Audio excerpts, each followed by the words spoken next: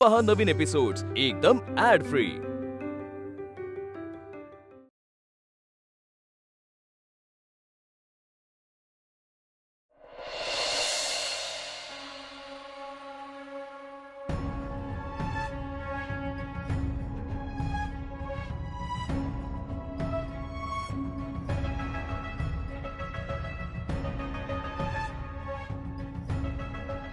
मी नाही सोडणार आहे त्या आरती आणि अमूल्याला। मी सांगत होते मम्माला नको बोलूस त्या दोघींना लग्नात।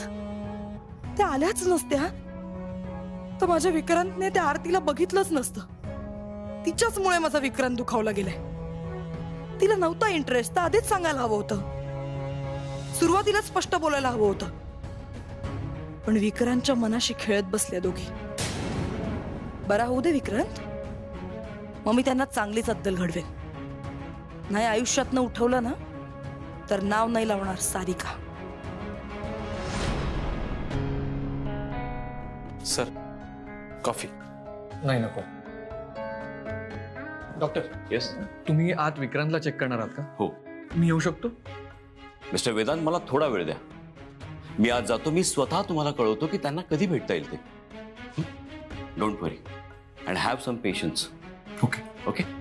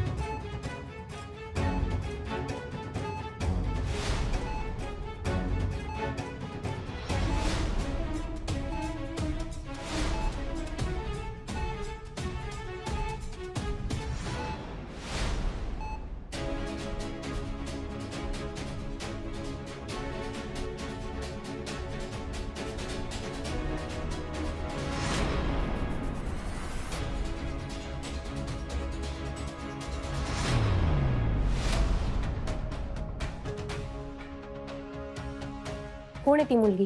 आरती। तिला सांगितलं, भेटलो, प्रपोजही केला। ती सारखं मला हेच सांगते की आपले स्टेटस मॅच होत नाहीत, आपल्या स्टेटस मध्ये खूप डिफरन्स आहे। मला कल्पना होती, तरी सुद्धा मी काहीही करू शकले नाही। किती मूर्खासारखी वागले मी। मी घरी सांगायला हवं होतं। किमान वेदांत दादाला जरी सांगितलं असतं ना तर ही वेळच आली नसती।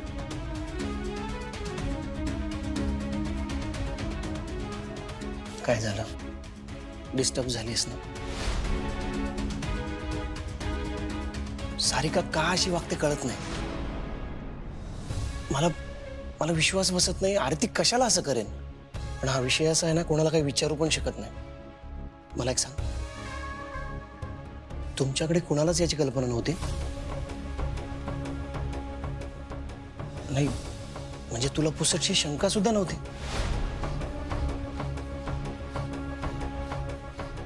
नाही, मला नव्हतं माहिती। मी आले विक्रांतला बघून।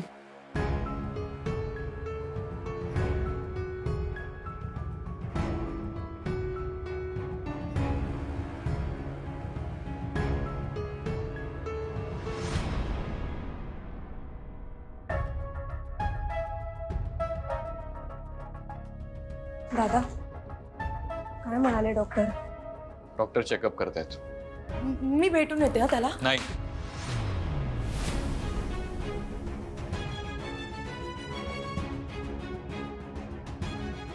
मला फक्त थोडा वेळच भेटायचंय, फक्त बघे। नाही। ग सारिका, दादा काय आहे हे? आम्ही लहानपणापासूनचे मित्र आहोत। मग आपण पण लहानपणापासून एकमेकांना ओळखतो, कारण आपले बाबा मित्र होते। कळलं का? अजून क्लिअरली सांगू? आणि पेशंटला कोण आणि कधी भेटेल ना हे मी नाही, डॉक्टर ठरवतात। कोणीतरी सांगा हिला किती इरिटेट करते।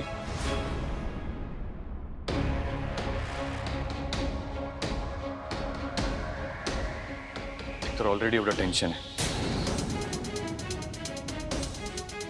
इतर विक्रांतची ही अवस्था झाली आहे.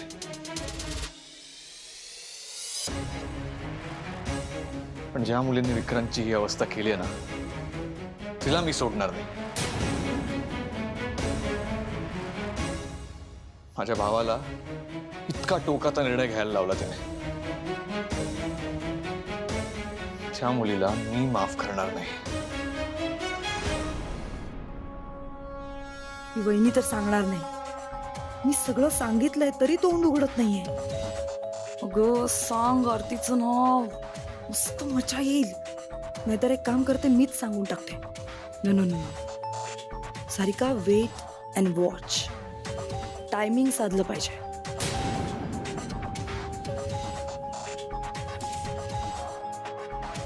Doctor, yes. आता विक्रांत कसा आहे? ही स्टेबल नाव.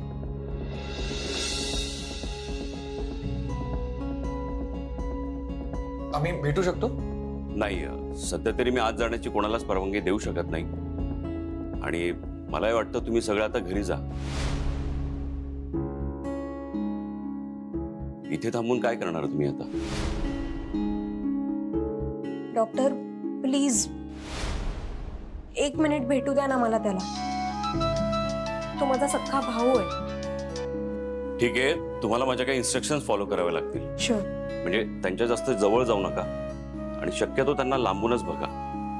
अशी कुठली ऍक्टिव्हिटी करू नका जेणेकरून पेशंट डिस्टर्ब होईल.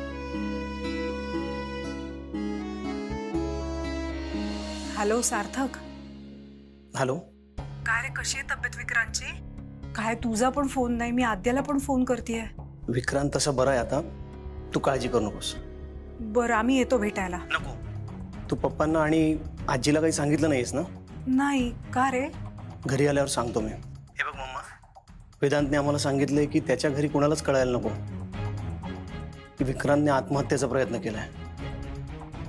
सो तू इथे येऊ नकोस आणि प्लीज कोणाला सांगू नको. बरं ठीक आहे. आणि हे बघ, काही लागलं तर नक्की कळव. Okay, bye.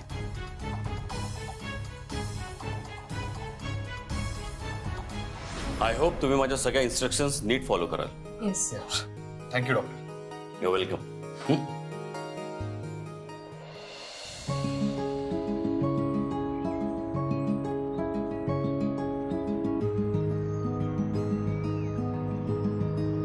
सार्थक दादाच्या लग्नात रिसीव्ह करायला आला होता विक्रांत.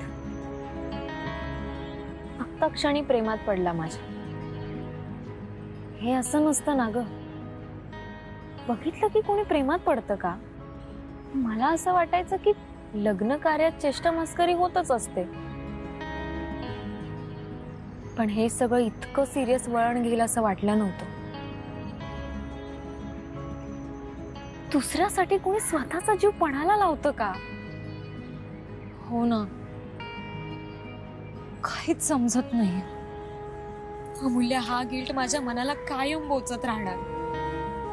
हे बघ, तू असा विचार करू नकोस.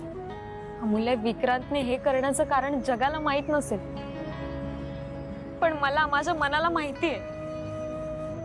विक्रांतला काही झालं ना तर मी कधीच स्वतःला माफ नाही करू शकणार. रोज आरशासमोर उभं राहण्याची सुद्धा लाज वाटेल मला. अगं पण ह्यात तुझी काही चूक नाहीये.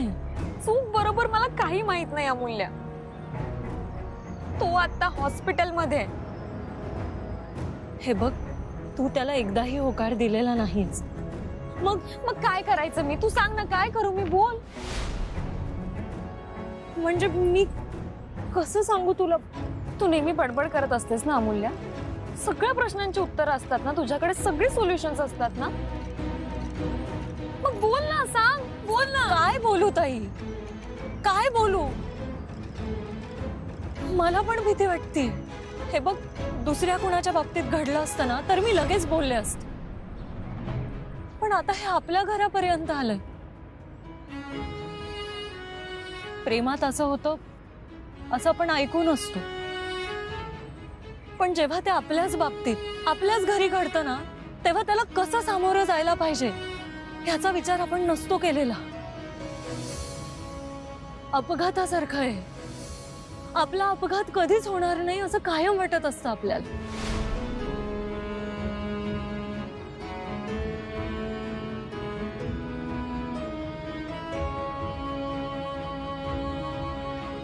लग्नात मी त्याच्याशी बरं वागले,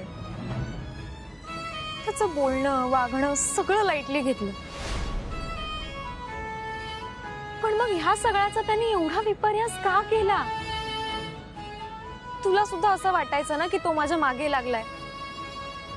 तू सुद्धा मला येता जाता चिडवायचीस ना? पण ह्या सगळ्याचं असं रूपांतर व्हावं, माझंही चुकलं. हळदीच्या वेळी मी तुला पुढे करायला नको होतं, पण अगं मला खरंच वाटलं नाही की तो एवढा इन्व्हॉल्व होईल आणि इतका टोकाचा निर्णय घेईल. नाही अमूल्य, मी तुला दोष देत नाहीये आणि तू स्वतःलाही दोष देऊ नकोस. हे बघ, त्याने खूप उथळ पाऊल उचललं. मला सुद्धा कळत नाहीये की आपण ह्यात कसं रिॲक्ट करायला पाहिजे. पण मला एवढं कळतंय की ह्यात तुझं काहीही चुकलेलं नाही. तू त्याला आधीच सांगितलं होतं की आपलं लग्न होऊ शकत नाही, आपलं स्टेटस मॅच होत नाही. तू त्याला कुठलंही स्वप्न नव्हतं दाखवलंस, कुठलंही प्रॉमिस केलं नव्हतं. मला सगळं मान्य आहे अमूल्य, मी त्याला सांगितलं होतं, पण त्याला कायम ते खोटं वाटत राहिलं. तू नेहमी म्हणायचा की मला माहिती आहे की तुझ्या मनात सुद्धा मीच आहे आणि तरी तू नाही म्हणतेस. अगं पण ताई, प्रेम कुणाच्या मनात बळजबरीने कोंबता येतं का? हेच तर नाही कळलं ना त्या वेड्याला. म्हणूनच त्याने हे पाऊल उचललं.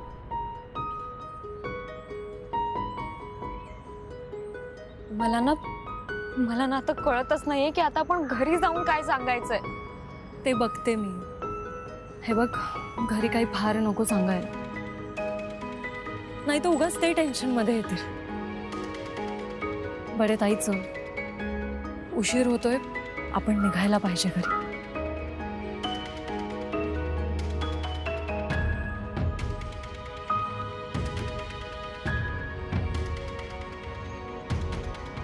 अमूल्य, मला एकदा विक्रांतला भेटायचं.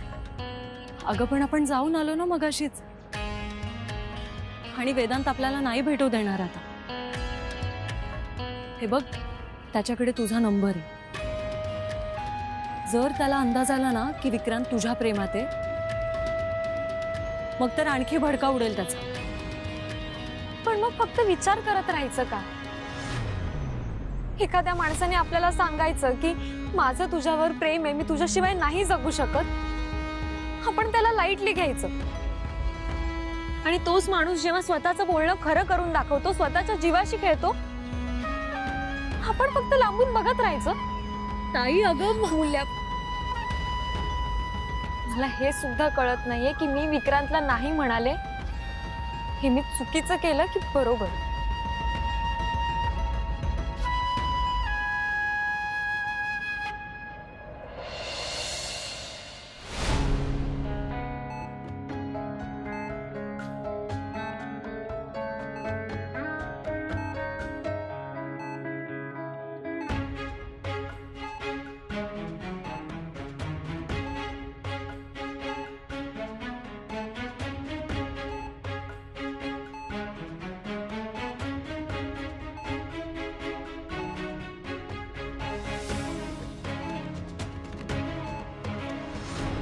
तुम्ही निघा आता, मी थांबतो.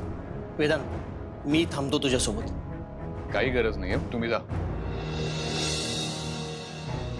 दादा प्लीज, मला एकदा भेटू दे ना त्याला. हो, मला पण भेटायचंय. तो बरा होऊन घरी येईल ना, तेव्हा भेट त्याला. आणि सगळ्यांनी एक गोष्ट लक्षात ठेवा, आईला आणि आजीला ही गोष्ट कळलेली नाही आणि कळायलाही नको. आईला हा धक्का सहन होणार नाही. सार्थक, तुझ्या घरी तसं नीट समजावून सांग. उगाच विचारपूस वगैरे करायला फोन जायला नको. आत्ताच मम्माचा फोन येऊन गेला, सो मी तिला सांगितलंय. Don't worry. ओके. आधी मी जाऊन विक्रांतला बघून येतो आणि मग तुला कळवतो. ठीक आहे. काय चाललंय हिचं? प्रसंग काय आणि वागते कशी? समजवता राहिला. लग्नात पण गोंधळ घातला होता माहिती आहे ना. मी तेव्हा एका शब्दाने काही बोललो नाही, पण हे चुकीचं आहे आणि मला या विषयावर तुझ्याशी बोलायचं.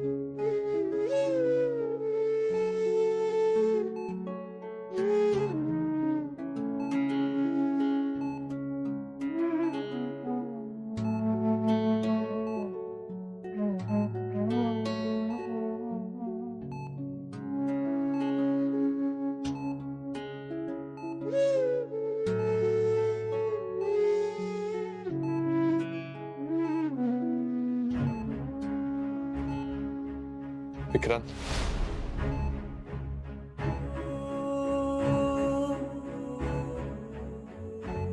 तुला आठवतंय बाबा गेले त्या दिवशी तू मला अशी घट्ट मिठी मारून रडत होतास.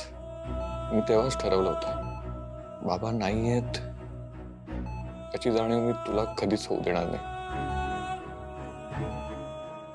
कुठे कमी पडलो रे मी? विक्रांत, तू इतक्या टोकाच्या निर्णयापर्यंत पोहोचलास. माझ्याशी एकदाही बोलावं असं नाही वाटलं तुला?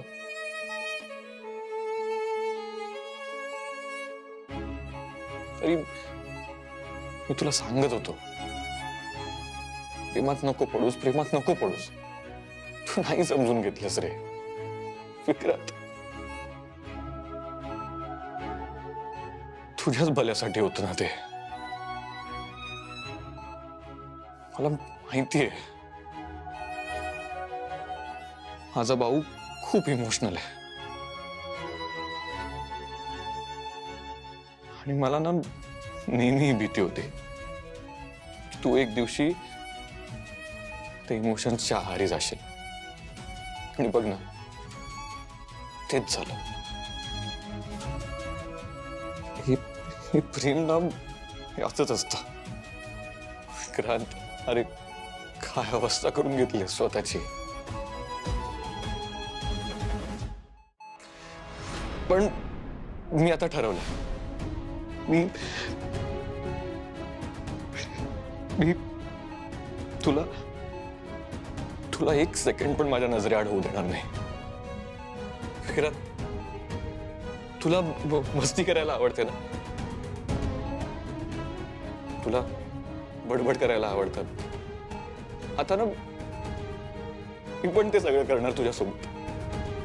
पण तू परत असं काही करू नकोस रे विक्रांत, प्लीज. आणि विक्रांत, तुला ज्या गोष्टी आवडतात पण मला आवडत नाहीत ना, त्याही मी करणार. हा, आपली मैत्री परत हवी रे मला विक्रांत.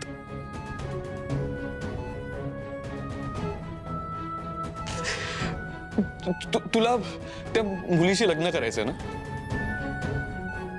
ठीक आहे, चालेल. आपण त्या मुलीशी तुझं लग्न लावून देऊ. हा, मी त्या मुलीला शोधून आणतो. विक्रांत, उठ ना. तू लवकर बरा होणार आहे. मला तुझी ही अवस्था बहुत त्रास होतोय, समजलं? उठ ना, चल घरी जाऊ आपण.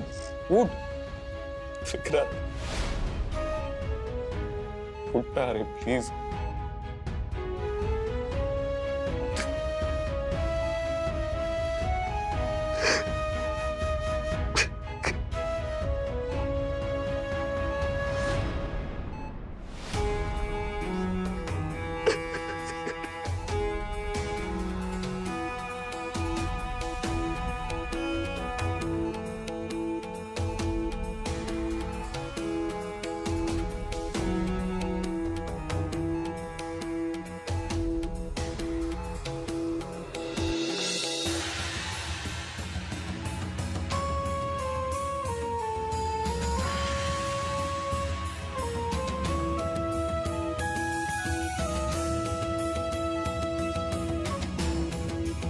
आहे